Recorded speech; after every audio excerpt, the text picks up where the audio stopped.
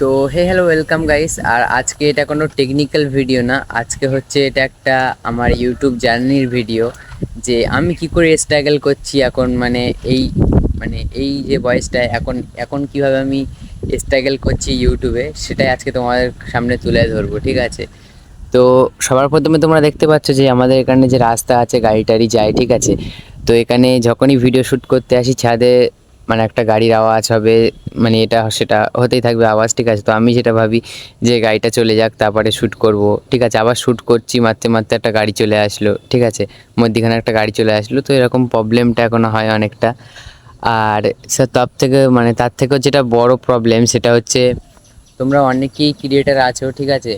যারা মনে করো যে একটা ভালো মাইক নিয়ে তারপরে ভিডিও শুরু করব, তারপরে অনেকে ভাবো যে একটা ভালো মোবাইল নিয়ে, ভালো স্ট্যান্ড নিয়ে তারপরে শুরু করব।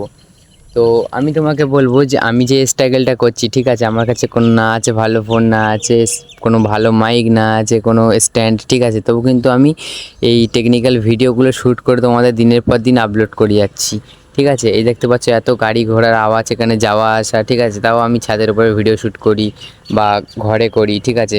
12 ঘন্টা ডিউটি, আমি কাজ করি, কাজ করার পরে এসেও আমি তোমাদের জন্য ভিডিও শ্যুট করি, ঠিক আছে? আর আমার ভালোবাসার মানুষ যারা আছো, আমার সাবস্ক্রাইবাররা, তাদেরকে তো অসংখ্য ধন্যবাদ।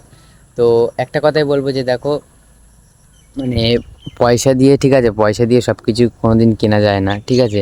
তো তোমরা যদি এখন থেকেই না শুরু করো, তাহলে আর 1-2 বছর পরে গেলে কিন্তু ইউটিউব স্ট্রাগলটা আরও কঠিন হয়ে যাবে, ঠিক আছে? দেখতে পাচ্ছ এখন রাস্তা দিয়ে অনেক লোকজন যায়, ঠিক আছে? তাও ওখানে লজ্জার কোনো বিষয় নেই যে এখানে আমি ওই জায়গাটায় দাঁড়িয়ে, এই জায়গাটা দাঁড়িয়ে ভিডিও শ্যুট করি, কিংবা ওই দরজাটার ওখানটা দাঁড়িয়ে ভিডিও শ্যুট করি, ঠিক আছে?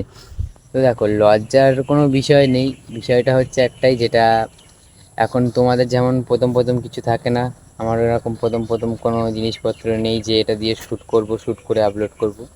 বাট হ্যাঁ, একটা কথা, যা একটা ভাঙাচুরো ফোন আছে ওটা দিয়েই তুমি শুরু করতে পারো। আমারও আজ সেরকম কোনো পরিস্থিতি নেই যে একটা ভালো মোবাইল কেনার, কিন্তু এটাই একটা কথা বলতে পারি যে তোমরা এখন থেকে যদি শুরু করো, একদিন না একদিন সফল হতে পারবে, ঠিক আছে? তো আর কিছু বলার নেই, এটাই বলার ছিল। তো চলো, যারা বুঝে গেছো তারা বুঝে গেছো, আর কিছু বলার নেই।